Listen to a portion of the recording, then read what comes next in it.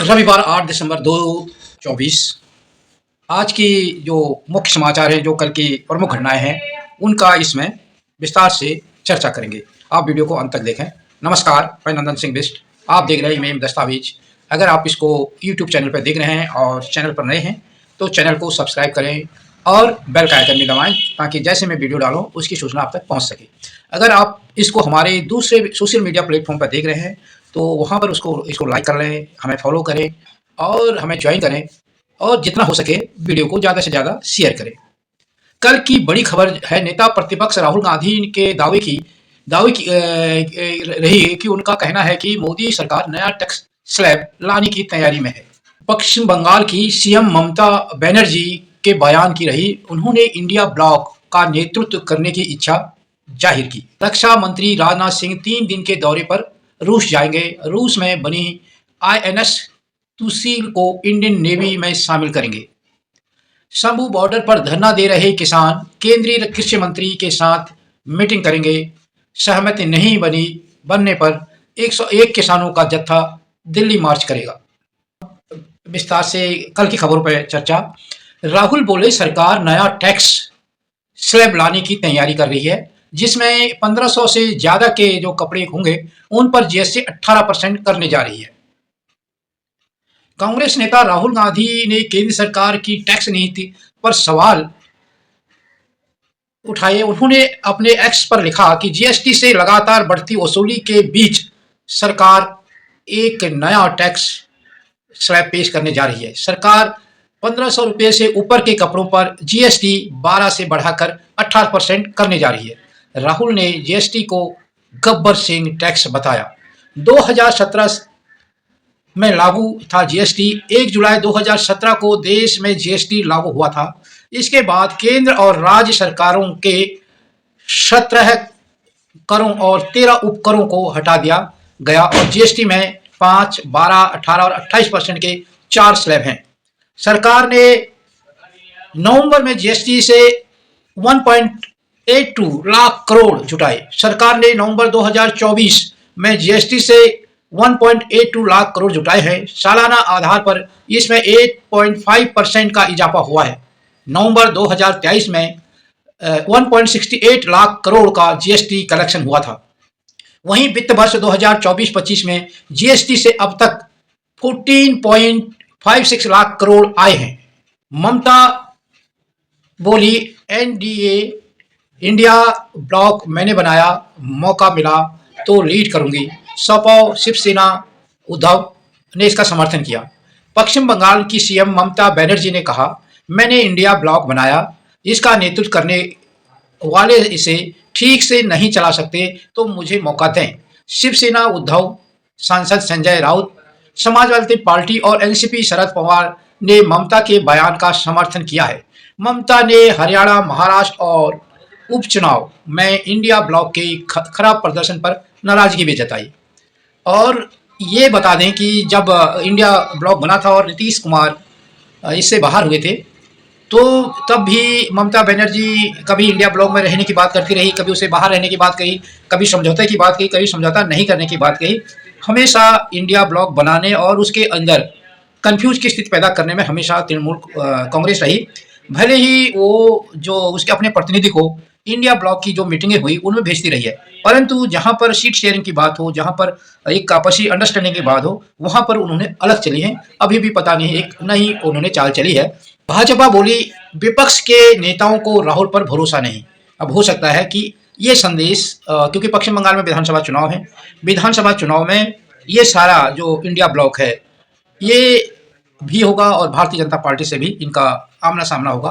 तो इसको मद्देनजर रखते हुए ये बयान लगता है उसका जुड़ा हुआ है ममता बनर्जी का, अपने पश्चिम बंगाल के चुनाव को मद्देनजर रखते हुए, क्योंकि वहाँ पर कम्युनिस्ट जो है इंडिया ब्लॉक के हिस्से हैं, कांग्रेस इंडिया ब्लॉक का हिस्सा है। और खुद जो ममता बनर्जी अपने को बताती रही हैं, भले ही उन्होंने पिछले चुनाव जो लोकसभा चुनाव हुआ उसमें अपने को अलग कर दिया था। तो अब देखना है कि ये कौन सी राजनीति है।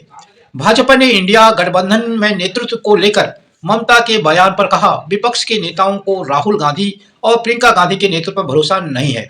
अब भी राहुल को राजनीति का कच्चा खिलाड़ी समझते हैं। विपक्ष में कई लोग हैं जो राहुल को राजनीतिक तौर पर विफल मानते हैं। महाराष्ट्र में समाजवादी पार्टी महाविकास आघाड़ी से अलग हुई। शिवसेना उद्धव ठाकरे से कहा, आप में और बीजेपी में कोई फर्क नहीं है। समाजवादी पार्टी ने महाराष्ट्र में महाविकास आघाड़ी एमवीए से अलग होने का ऐलान किया है। दरअसल शिवसेना उद्धव ठाकरे ने अखबार में विज्ञापन देकर बाबरी मस्जिद ढाने वालों को बधाई दी थी। सपा नेता अब्बू आजमी ने कहा कि शिवसेना उद्धव हिंदुत्व का एजेंडा चला रही हैं, उनमें और बीजेपी में कोई फर्क नहीं है। महाराष्ट्र में समाजवादी पार्टी की 2 सीटें, महाराष्ट्र में समाजवादी पार्टी ने 2 विधानसभा सीटें जीती हैं। अबू आजमी ने मानखुर्द शिवाजी नगर सीट पर एनसीपी के नवाब मलिक को हराकर अपनी सीट बरकरार रखी थी। वहीं भिवंडी ईस्ट सीट पर सपा विधायक रईस कसम शेख ने शिवसेना के मजैया शेट्टी को हराया था। एडिलेड टेस्ट में जीत के करीब ऑस्ट्रेलिया, भारत 29 रन से पीछे, स्कोर 128 पर 5। एडिलेड में डे नाइट टेस्ट का दूसरा दिन भी ऑस्ट्रेलिया के नाम रहा। इस टाइम तक भारत ने दूसरी पारी में 128 रन पर 5 विकेट गंवा दिए थे। टीम अब भी 29 रन से पीछे है। शनिवार को ऑस्ट्रेलिया ने 86 पर 1 के स्कोर से खेलना शुरू किया। टीम ने पहली पारी में 57 रन की बढ़त बनाई थी। मैच के हाईलाइट, ऋषभ पंत 28 और नीतीश कुमार रेड्डी 15 रन बनाकर आउट लौटे। भारत से रोहित शर्मा 6, केएल राहुल 7, विराट कोहली 11, यशस्वी जायसवाल 24 और शुभम गिल 28 रन बनाकर आउट हुए। ऑस्ट्रेलिया से पैट कमिंस और स्कॉट बोलैंड ने 2-2 विकेट लिए और मिचेल स्टार्क ने 1 विकेट लिया।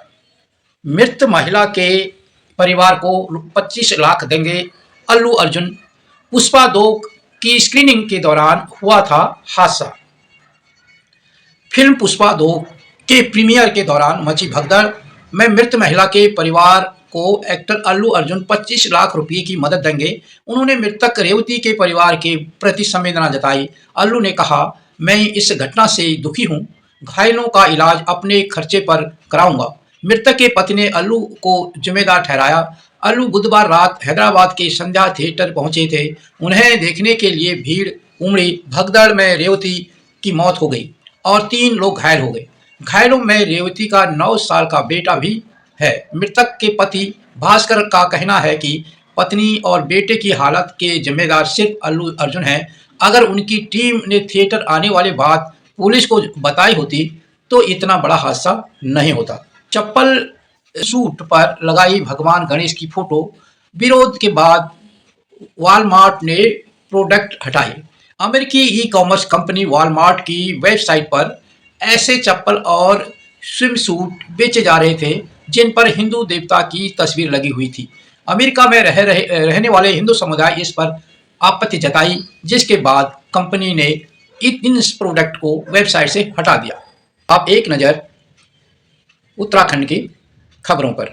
आयुर्वेद एक्सपो की तैयारी तेज उत्तराखंड में, और तरह की ओपीडी, इसमें 12 तरह की ओपीडी में 2-2 एक्सपर्ट चिकित्सक होंगे। ज्ञान के साथ बेहतर उपचार भी मिलेगा। देहरादून के परेड ग्राउंड में विश्व आयुर्वेद कांग्रेस एवं आरोग्य एक्सपो 2024 आयोजित होगा।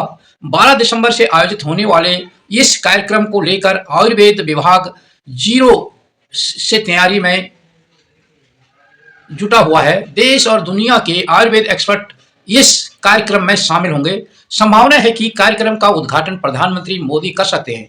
पीएम को कार्यक्रम में आने के लिए निमंत्रण दिया गया है।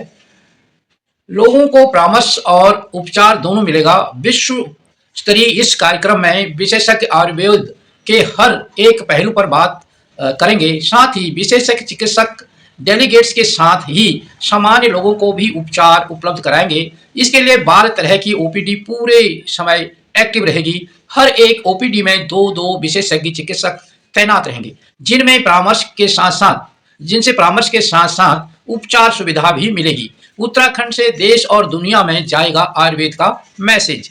कार्यक्रम 12 दिसंबर से शुरू होगा और 15 दिसंबर तक चलेगा। आयुर्वेद का विश्व स्तरीय यह कार्यक्रम पहली बार उत्तराखंड में हो रहा है। साल 2002 में इस तरह के कार्यक्रम की शुरुआत हुई है। पिछले साल गोवा को इस कार्यक्रम की मेजबानी मिली थी। उत्तराखंड इस आयोजन के लिए उत्साहित है और तैयारियों पर पूरा जोर है। आयुर्वेद के लिहाज से उत्तराखंड की समृद्धि विरासत रही है, इसलिए यहाँ से इस कार्यक्रम के संदेश देश दुनिया में प्रभावी ढंग से जाने तय माने जा रहे हैं। लोगों में आयुर्वेद का ज्ञान होना जरूरी।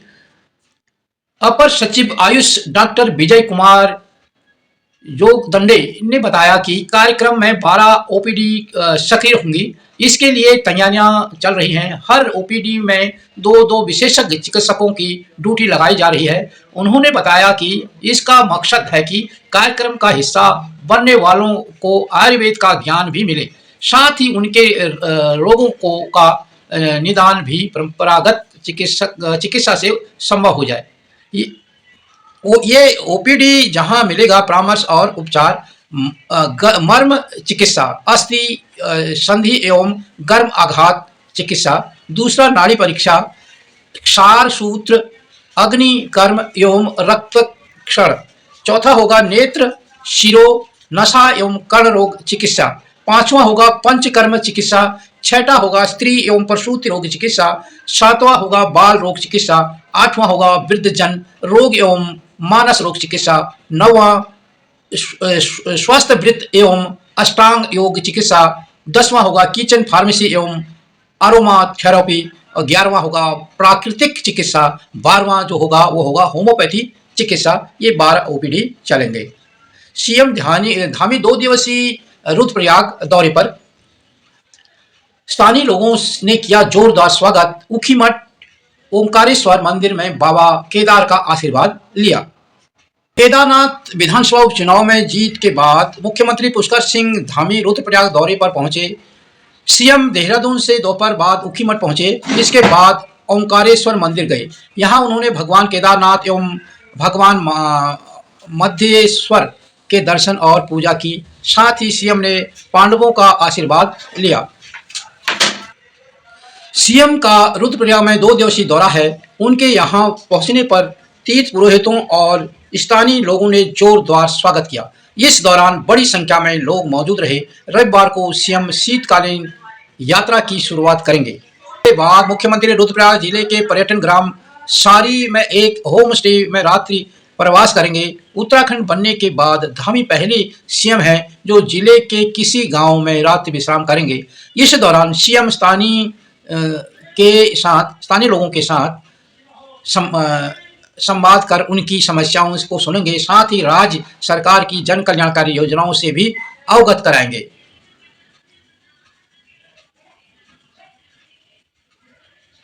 पर्यटन और 4 धाम यात्रा से बढ़ावा देने का उद्देश्य। दरअसल पर्यटन को बढ़ावा देने के लिए मुख्यमंत्री पुष्कर सिंह धामी की यह पहल है। इसलिए मुख्यमंत्री रुद्रप्रयाग जिले के किसी गांव में रात्रि प्रवास कर रहे हैं। साथ ही रविवार को मुख्यमंत्री ओंकारेश्वर मंदिर में दर्शन कर शीतकालीन यात्रा की शुरुआत भी करेंगे, ताकि यात्रा साल भर संचालित हो सके।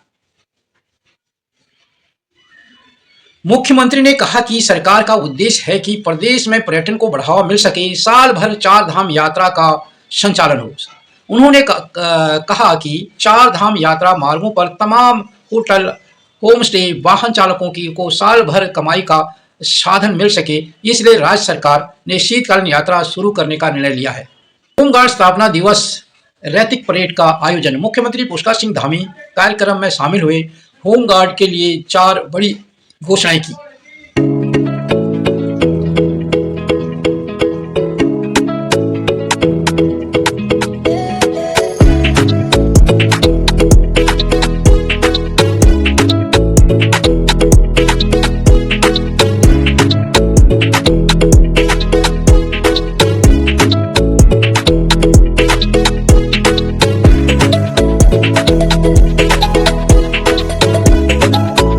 होमगार्ड एवं नागरिक सुरक्षा स्थापना दिवस के मौके पर देहरादून रैतिक परेड का आयोजन किया गया।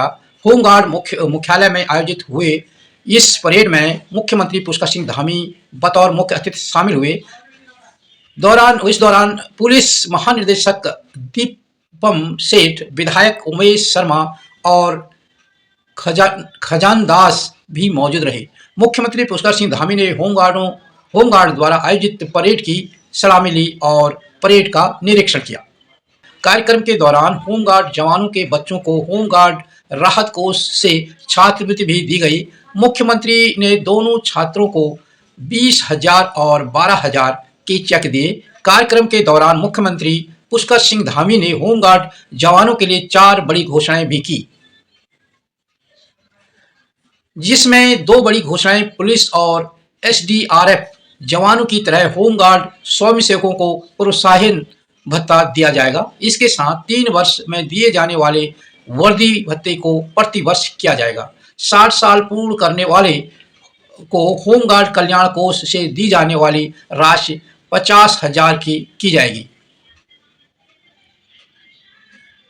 इस मौके पर सीएम धामी ने कहा कि महिला होमगार्ड की यह परेड राज्य की महिला सशक्तिकरण का बड़ा उदाहरण है। उन्होंने कहा कि होमगार्ड के जवान चुनौतीपूर्ण परिस्थितियों में अपनी महत्वपूर्ण भूमिका निभाते हैं। जहां पर कमी रहती है वहां होमगार्ड के जवान तत्काल मोर्चा संभालने का काम करते हैं। सीएम धामी ने कहा कि होमगार्ड के लिए सेना के जवानों के दर्जे पर सीएसडी कैंटीन की सुविधा प्रारंभ की है। ये थे उत्तराखंड राज्य की प्रमुख खबरें। आपकी इन पर क्या राय है, आप अपनी टिप्पणी में जरूर लिखना। अगर आपको हमारी वीडियो पसंद आई हो तो इसे लाइक करें और ज्यादा से ज्यादा शेयर करें ताकि बाकी लोगों तक भी ये जानकारी पहुंच सके। हमारे चैनल को सब्सक्राइब करना बिल्कुल ना भूलें और हमारी वीडियोस को सबसे पहले देखने के लिए बेल आइकन को भी जरूर प्रेस करें।